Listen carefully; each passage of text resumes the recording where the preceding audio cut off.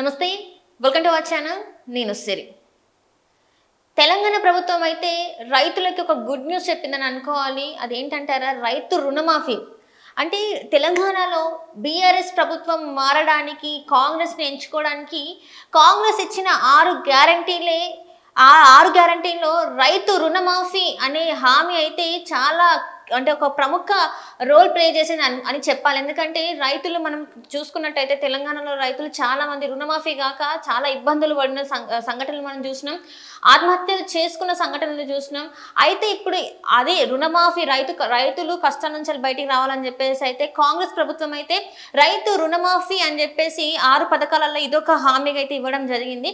So ఈ పథకం అంటే ఈ రైతు రుణమాఫీ అనేది ఎలా జరిగింది ఏంటి, కొన్నిసార్లు అయితే హరీష్ రావు గారు అయితే ఖజానాలలో డబ్బులు లేవు, రైతు రుణమాఫీ అనేది అసలు సాధ్యం కాని పని అని చెప్పిన సందర్భాలు ఉన్నాయి.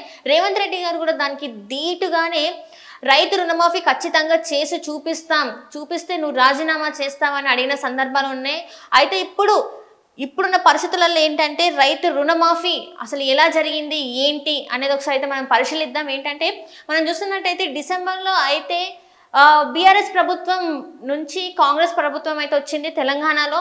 ఆ తెలంగాణలో వచ్చిన తర్వాత ఏమైందంటే ఎలక్షన్ కోడ్స్ అయితే రావడం జరిగింది. సో ఎలక్షన్ కోడ్కి ముందైతే చాలా వరకు కాంగ్రెస్ ప్రభుత్వం ఇంకా పడిపోతుంది, అధికారంలో ఇంకా కాంగ్రెస్ ప్రభుత్వం ఉండదు. ఎందుకంటే రైతు రుణమాఫీని బేస్ చేసుకొని చాలా వరకు ఏంటంటే ఇంకా కాంగ్రెస్ ప్రభుత్వం రైతులకు ఎలాంటి రుణమాఫీ అయితే చెయ్యదు అని చెప్పేసి చాలా సందర్భాలలో అనేక మంది నేతలు అయితే మాట్లాడిన సందర్భాలు ఉన్నాయి. ఇంకా రైతులకి రుణమాఫీ అనేది జరగదు, 6 నెలల పాటు జరగదు, 7 నెలల పాటు జరగదు, ఇంకా 6 నెలల్లో కాంగ్రెస్ ప్రభుత్వం పడిపోతుందని చెప్పిన సందర్భాలు అయితే ఉన్నాయి. అయితే అనూహ్యంగా రేవంత్ రెడ్డి గారు అయితే ఆగస్టు 15 లోపే రుణమాఫీ ప్రక్రియ మొదలుపెట్టేసి ఆగస్టు 15 లోపే అయితే రైతుల రుణమాఫీ అనేది అయితే చేయడం జరిగింది.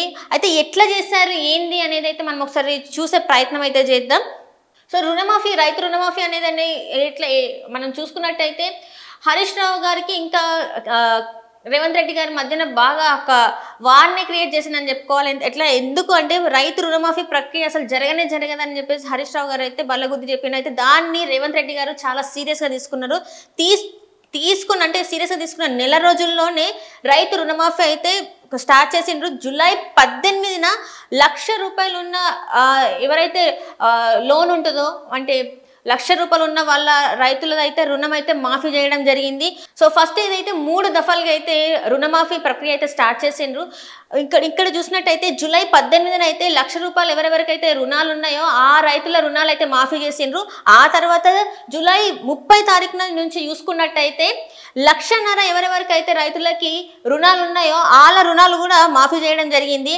అండ్ ఆగస్టు 15వ తారీఖు చూసుకున్నట్టయితే 1,00,000 రూపాయలు రుణాలు ఎవరెవరికైతే ఉన్నాయో ఆ రైతు రుణమాఫీలు కూడా జరిగినాయి. అయితే ఇట్లా ఏమైందంటే దాదాపు 22 లక్షల మంది ఖాతాలలో 18,000 కోట్ల రూపాయలు జమ చేసిండని చెప్పిండ్రు. అయితే 18,000 కోట్లు జమ చేసిండ్రు, కరెక్ట్, ఇది మంచిగానే ఉంది. కానీ మిగతా వాళ్ళ సంగతి ఏంది అయితే ఇక్కడ ఒక ప్రాబ్లం అయితే నెలకొంది. ఏంటంటే చాలా మంది మా రైతులు మాత్రం రోడ్లు ఎక్కుతుండ్రు. చాలా మంది దరఖాస్తులలో మా పేర్లు లేవు, జాబితా అంటే ఏదైతే రుణమాఫీ జరిగిన లిస్ట్ ఏదైతే ఉన్నదో అందులో వాళ్ళ పేర్లు లేవు అని చెప్పేసి రోడ్లు ఎక్కిన పరిస్థితి ఇక్కడ చూస్తున్నట్టయితే కొంతమంది ఇక్కడ సిద్దిపేట, వరంగల్, ఖమ్మం ఇక్కడ కొన్ని ప్రదేశాలలోనైతే రైతులు బ్యాంకుల చుట్టూ తిరుగుతుండ్రు, రోడ్లకి ధర్నాలు కూడా చేస్తున్న పరిస్థితి.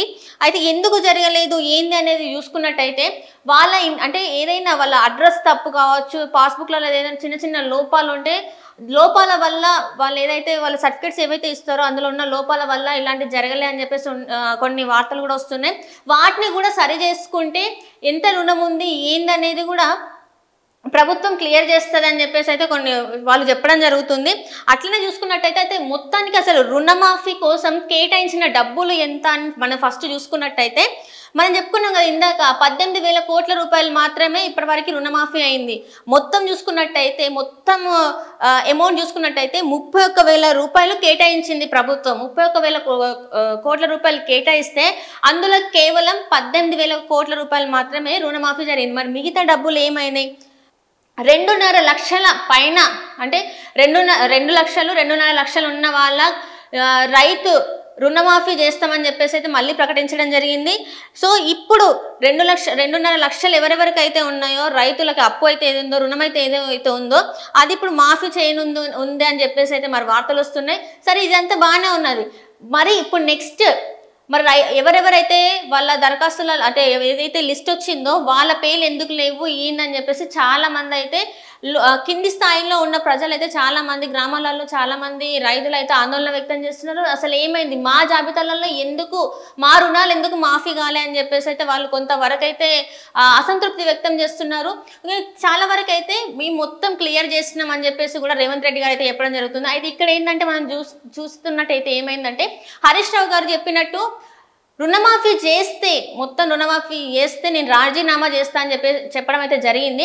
ఇప్పుడు రేవంత్ రెడ్డి గారు రాజీనామా చేయమని కోరినప్పుడు హరీష్ రావు గారు అయితే చెప్తుంది ఏంటంటే నువ్వు మొత్తం రుణమాఫీ చేసి చూపెట్టు, రుణమాఫీ చేసిన తర్వాత నేను రాజీనామా చేస్తాను, నువ్వు రుణమాఫీ చేయలేదు కాబట్టి నేను రాజీనామా చేయని చెప్పేస్తున్న పరిస్థితులు ఇవి. మరి ఇంతకీ అసలు మొత్తం టోటల్గా ఈ రైతుల రుణమాఫీ జరుగుతుందా జరగదా అసలు ఏంది? ఎందుకంటే ఇప్పటివరకు చూస్తుంటే 18,000 కోట్ల రూపాయలు మాత్రమే అయింది. అంటే 22 లక్షల మంది ఖాతాలలో మాత్రమే జమ చేసిండ్రు డబ్బులు. మరి మిగతా వాళ్ళ పరిస్థితి ఏంది అనేది అయితే ఇప్పుడు ఒక చిన్న ప్రశ్న అయింది. ఆ ప్రశ్నకు కూడా సమాధానం ఇస్తూ ఇంకా ఎవరెవరైతే 2.5 లక్షల పైన ఉందో వాళ్ళ రుణాలు కూడా మాఫీ చేస్తామని చెప్పింది ప్రభుత్వం. అయితే ఇక్కడ ఇదంతా బాగానే ఉంది, మరి మా పరిస్థితి ఏందని చెప్పేసి ఇప్పుడు కొంతమంది రైతులు అయితే రోడ్లు ఎక్కుతున్న పరిస్థితి. మరి వాళ్ళకి ఏం సమాధానం చెప్తారు? సో అసలు వాళ్ళకి ఎందుకు రుణమాఫీ అవ్వలేదు ఏందనేది అయితే మరి తెలియాల్సి ఉంది. So thank you so much.